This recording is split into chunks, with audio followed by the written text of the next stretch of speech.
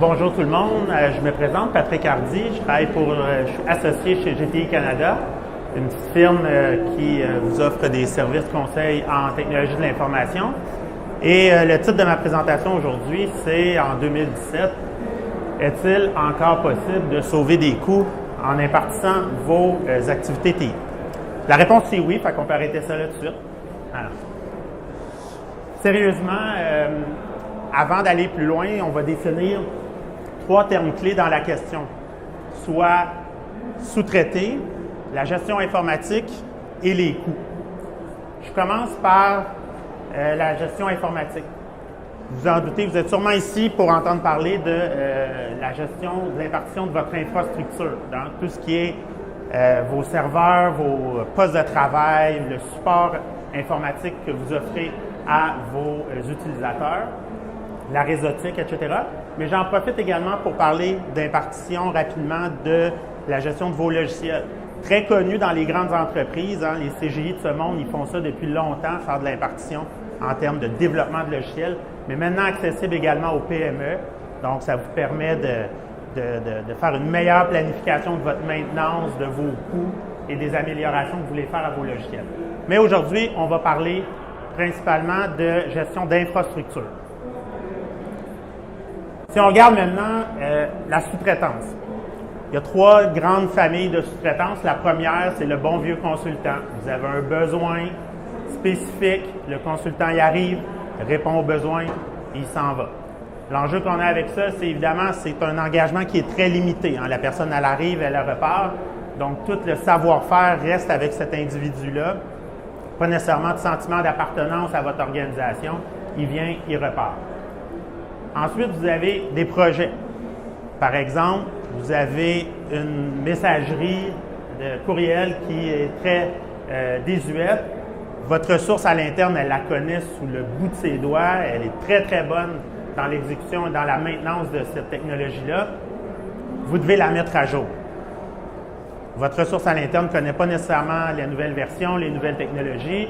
Qu'est-ce que vous faites? Vous faites rentrer une équipe externe, viennent faire le projet, c'est clé en main. Ils font la planification, la préparation, la réalisation, la livraison, les tests. Puis si vous êtes chanceux, ils vont former votre ressource à l'interne pour qu'ensuite ils puissent la maintenir. La troisième forme, c'est la forme qui va nous intéresser aujourd'hui, c'est l'impartition complète. C'est-à-dire que vous allez avoir une firme externe qui va venir prendre en charge entièrement la maintenance de vos infrastructures. Dans ce cas-là, on va se retrouver avec un engagement qui est beaucoup plus important au sein de votre organisation parce que la firme va s'engager sur des niveaux de service. Va devoir vous livrer un service en fonction de vos attentes et des attentes communes. Dans ce cas-ci, le savoir-faire va être beaucoup plus documenté et transférable. Pourquoi? Parce que la firme, évidemment, son objectif, c'est de vous livrer un niveau de service à la hauteur de vos attentes, indépendamment des ressources qui vont livrer le service, indépendamment des aléas qu'ils peuvent rencontrer. Donc, évidemment, on va vouloir avoir une documentation beaucoup plus importante que votre ressource à l'interne qui, de toute façon, a tout ça dans sa tête et elle est là en permanence. Ce qu'on va voir de plus en plus, la nouvelle mode, c'est une impartition tellement complète que ça va inclure même votre matériel. Donc, vous allez avoir des firmes qui vont offrir une impartition qui inclut le matériel, qui inclut les logiciels dans votre contrat. C'est-à-dire que tout l'écosystème de vos utilisateurs, que ce soit son PC, ses logiciels, son téléphone, même intelligent, peut être inclus dans votre impartition. Donc, vous avez même pu à faire l'acquisition de matériel. C'est vraiment dans un mode complet là, d'impartition. Donc, la définition que je retiens aujourd'hui pour la sous-traitance, c'est celle d'IBM et qui est une des plus connues. Donc, la sous-traitance des services informatiques pour une entreprise, ça consiste à confier à une autre partie, en tout ou en partie, tout ce qui est la gestion de ces systèmes d'information. Donc, évidemment, on est ici pour parler de coûts. Donc, le troisième terme le plus important dans la question, c'est les coûts. Il y a plusieurs études qui disent qu'environ 70% des dirigeants de PME, quand ils veulent aller en sous-traitance, leur premier objectif, c'est de sauver des coûts. Hein? D'où la pertinence de la question aujourd'hui. Mais pour sauver des coûts, encore faut-il savoir d'où on part en termes de coûts, combien ça nous coûte. Et pour ça, il faut évaluer tout ce qui est les coûts TI, mais également les coûts qui sont non TI. Les coûts TI, c'est tout ce qui est vos ressources à l'interne, leurs salaires, leurs avantages sociaux. Il ne faut pas oublier d'inclure là-dedans les coûts de formation, l'absence, les vacances, etc. Et au-delà de vos ressources internes, tous les frais que vous allez engager également en consultation. Puis finalement, si vous êtes dans un mode d'impartition où vous regardez l'inclusion du matériel et des logiciels, bien, ça prend ces coûts-là également. Mais ça, c'est juste 50 % environ des coûts qui sont importants dans votre gestion informatique. Il y a un autre 50 % qui sont des coûts non TI. Et ces coûts non TI-là, on les voit moins souvent ou on les mesure moins souvent. Entre autres, l'efficacité opérationnelle. Tu sais, si par exemple, vous avez des pannes aujourd'hui, toute la perte de productivité qui sont liées à vos pannes, ça fait partie également des coûts que vous devez prendre en considération dans l'évaluation de la sous-traitance. Évidemment, avec le cloud aujourd'hui, vous entendez souvent parler de l'espace plancher, l'espace, tu sais, toutes les taxes, l'ameublement, l'équipement qui sont liés à ça. On prend un serveur, on l'amène dans le cloud. Donc, avec l'impartition, ça fait la même chose. Si vous avez des ressources à l'interne que vous avez pu, bien, c'est également des économies que vous pouvez faire à ce niveau-là. Il ne faut pas oublier tout ce qui est le taux de roulement. On l'oublie souvent, mais quand vous avez une ressource à l'interne, si elle quitte, bien, il faut recruter une nouvelle personne, il faut la former, etc. Il faut la ramener dans votre environnement. Si vous êtes en mode impartition, ce n'est plus votre problème, c'est le problème de votre impartiteur qui se doit d'avoir documenté et d'avoir un bassin de ressources qui va lui permettre de répondre aux besoins. Donc, si ce n'est pas une question de coût, si ce n'est pas juste une question de coût, qu'est-ce qu'il y a d'autre aussi? Quand on veut sous-traiter, bien, il faut regarder évidemment tout ce qui est aussi l'accès à une équipe multidisciplinaire. Je parlais tantôt d'une ressource interne, puis là je dis, parce qu'en mode PME, souvent on a une ressource à l'interne, on a rarement une équipe. Donc l'avantage de faire affaire avec une firme externe, c'est souvent un pool de ressources avec des plus seniors, des plus juniors, des plus spécialisés dans des domaines verticaux ou dans des technologies en particulier. Le fait d'avoir accès à une équipe, ça amène une réduction de la complexité de votre environnement technologique également, étant donné que vous avez un plus grand champ d'expertise, bien, la complexité est moindre. Et également une diminution du risque, parce que dans ce cas-ci, le risque devient partagé. Votre impartiteur va partager le risque avec vous, parce que lui, évidemment, a des niveaux de service à rencontrer, donc il a intérêt à ce que ça fonctionne, et vous, évidemment, vous voulez que les TI, ça fonctionne. Le dernier point, c'est encore une fois le changement au niveau de la gestion des dépenses, c'est-à-dire on passe de dépenses en capitalisation, on achète du matériel puis tout ça vers une dépense en mode opérationnel, donc des dépenses que vous allez avoir comme des mensualités par exemple. Donc ça, c'est l'aspect plus tactique. Ensuite, vous avez l'aspect plus stratégique. Donc, c'est ce qui vient toucher les coûts non TI dont je parlais tantôt. Évidemment, c'est peut-être un terme qui est galvaudé, mais on dit souvent quand on va faire de la sous-traitance, c'est qu'on va se refocuser sur notre core business. Ça reste un terme qui est utilisé amplement, mais ça reste vrai encore aujourd'hui. Donc, si notre business, c'est de produire des boutons, c'est pas de s'occuper d'un groupe de TI, bien évidemment, c'est plus facile quand on a des gestionnaires qui supportent une équipe qui vont faire ça. Ensuite, on veut améliorer les services TI. Le fait de faire affaire avec une équipe, avec une firme spécialisée qui ont d'autres clients dans le même créneau, donc d'avoir du benchmark, ça permet également d'aller chercher une amélioration au niveau de nos services TI. On veut augmenter notre agilité puis notre time to market. Donc, si la technologie pour nous est un moyen d'atteindre d'autres niveaux ou bien d'aller chercher notre concurrence, bien évidemment, on veut avoir l'équipe qui va nous permettre de réaliser ça. Puis évidemment, les TI, on veut que ça soit aligné sur les besoins d'affaires. On veut que les TI soient un levier aux besoins d'affaires. Donc, à ce moment-là, on va avoir la meilleure équipe pour le faire. Évidemment, si on n'a plus les ressources à l'interne, ça permet de réallouer ces ressources-là financières ou humaines et vers notre core business, comme je disais tantôt, et ça nous permet d'accéder à des technologies de pointe. Donc, la grande question revient toujours, sous-traiter versus notre équipe à l'interne. Autrefois, on voyait tout le temps ça comme un substitut. C'est l'un ou c'est l'autre. De plus en plus aujourd'hui, on va voir les jeunes qui arrivent en entreprise qui sont déjà très à l'aise avec les technologies. Donc, on va avoir plus de complémentarité. l'important, c'est évidemment de s'éviter de se pointer du doigt. Donc, ça prend une imputabilité claire de chacun des rôles. Et ça m'amène à la deuxième portion des études que j'ai lues, où on disait que 70% des dirigeants veulent sauver des coûts, mais 75% font le choix de l'impartiteur, pas basé sur les coûts, mais sur la confiance qu'ils ont envers cet impartiteur-là. Donc, évidemment, quand on parle d'imputabilité, on a important d'avoir la confiance dans le partenaire qu'on choisit. Qu'on soit à l'interne ou qu'on soit en sous-traitance, les deux ont des défis. Donc, les défis au niveau de l'interne, évidemment, quand on a une ressource à l'interne, c'est très difficile d'être bon dans tout. C'est pour ça qu'on va chercher de l'expertise ailleurs. Et c'est difficile aussi de les retenir. Donc, on a souvent un taux de roulement important parce que, évidemment, vous savez, vos technologies ne changent pas toujours. Des fois, on fait une acquisition, on fait un investissement en technologie, ça dure 5 ans. Donc, quand vous avez une ressource à l'interne, wow, un projet, il y a du fun. Puis après ça, pendant 4 ans, c'est de la maintenance. Souvent, les personnes, ils veulent des défis.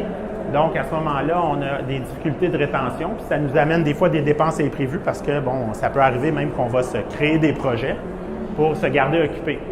Et à cela vient également les coûts de formation. Ça ne veut pas dire que le changement à la sous-traitance est facile. Ça a ses défis également.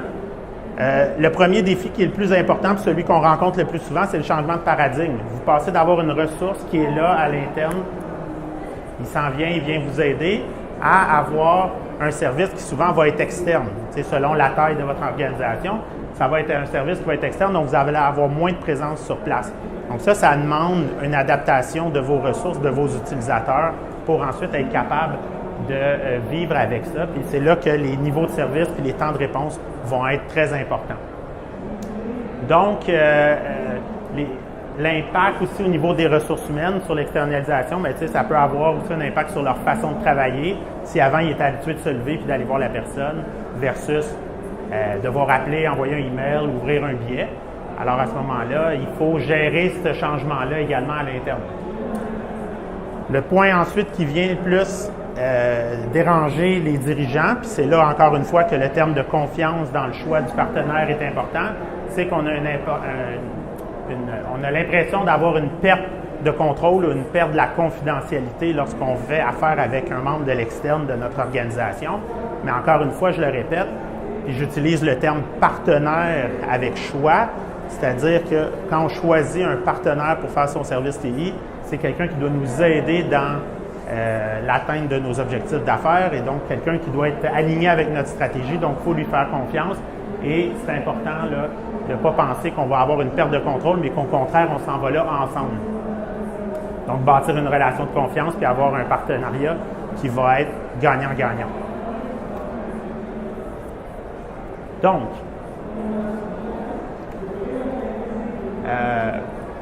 on vient sur la question, est-il possible de sauver des coûts?